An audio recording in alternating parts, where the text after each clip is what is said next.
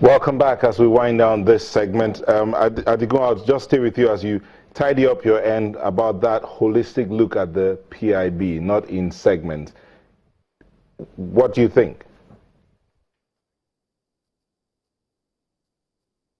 There is no one approach to doing something. There is no approach that says this is the way to do it. We never had a PIB. Whenever somebody says, oh, it must be holistic, we've never had a PIB. So what's the history we're referring to here? We've tried the holistic approach 4 times. We failed. We tried it in 2000 with Logic. We tried it with the next after one. The last one, the House passed a version. It didn't go to Senate. It didn't go to the President. What is the missing link here? What's the problem? Somebody's talked about the powers of the minister. This is not the issue in contention right now. The issue about the PIB has been 2 things, the fiscals and those communities.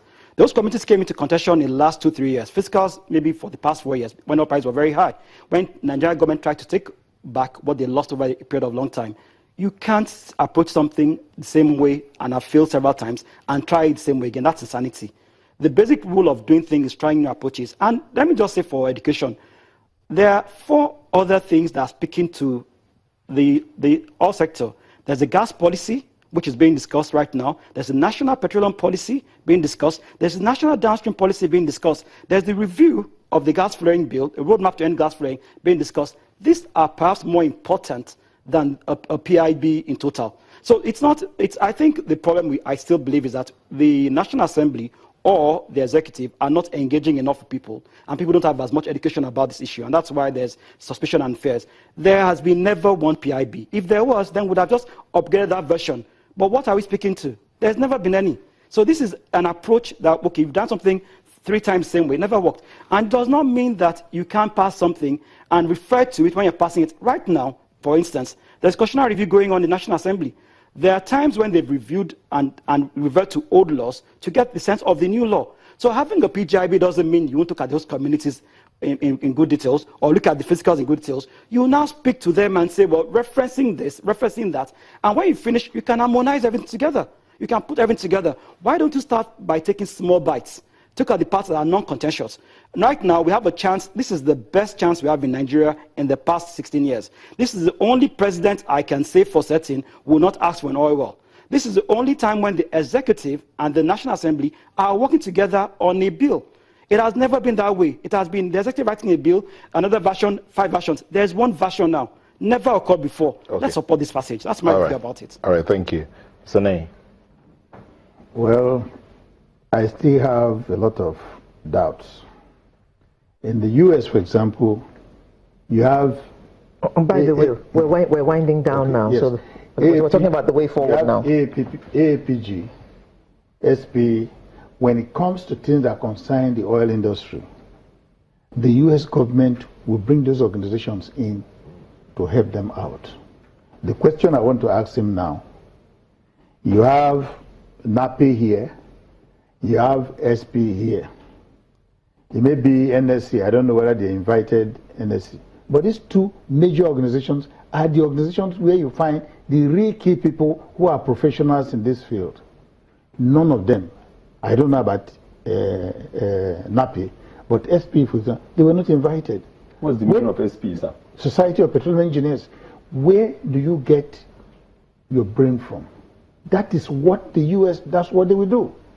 Go to those organizations, pick people, they sit down with them and come up with ideas. Because then, these are people who are day-to-day involved. As the technology improves, they are the one following. I've gone out to work for like a place like Saudi, where they said they needed to control the PEs they have. So within the SP, we set exams for them, get it done for them.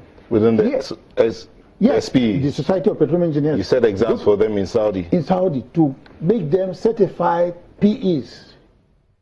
When the government goes out to call those type of organizations, you know they are serious. They want to see real people who understand this business, not jugglers.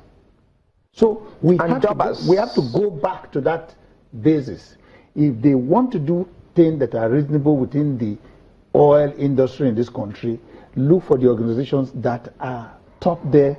Technologically, they are following. They have been there. Get some people from there. Have a mix. Let them sit down and do something. Okay. This idea of, so this man has been here before, we bring him in. You just bring in the same idea, and every person have their own interests. from day one in NNPC, all the people you mentioned, everybody have their little interests all over the place. So you bring everybody will start playing that thing. We want something that will reflect 2016 and above. Okay. You've got to get the people who are involved to do this thing. And like I said, this thing has to be holistic. Otherwise, you take it in piecemeal. This one goes, the communities, they are there, the workers are on their own and all that, you know. He mentioned it clearly. Okay. For that number of years, you have those refineries from that time to now, because we are not focused. We have a mail from Worry, but I'll read that when we're done before we're 100%. Okay. I've read the petroleum industry governance bill very well. I've been following all these things. I've read also the petroleum, the fiscal regime bill, and even the petroleum revenue bill. I have read all this, but what I'm still saying, if we don't look at this thing holistically, Nigeria will be doomed. As we speak today, if you look at it, when the discussion on the real PIB started, so many people were interested. Oil and gas lawyers were interested, oil and gas engineers, environmentalists, oil and gas economists. So we're not saying even petroleum engineers. The way it is today, everybody has lost interest. People are tired. And Nigeria does not understand that. Whether we discuss it or not, it doesn't stop people like us reading what we need to read and even consult for other countries. Okay. But it is very clear that somehow, somewhere, we have gone off the track as far as the Nigerian oil and gas industry is concerned. Okay. Alera, before you close, this mail came in from Chris in Worry. He says, we're getting it wrong with the PIGB. Exactly. Legislators should go back to the PIB as it was in 2012 and seek all stakeholders' input and discard the PIGB. The flare around Worry you talked about is still on. People wake up every day to see cars and roofs covered with thick black fumes, and when it rains, the unbearable odor within the refiners area are highly repugnant. Chris from Worry. Okay. Now, I think we can safely say that we have looked at this today, and from what Mr. Adigun told us from Abuja, it is something to look forward to, even though it is not what the industry really expects.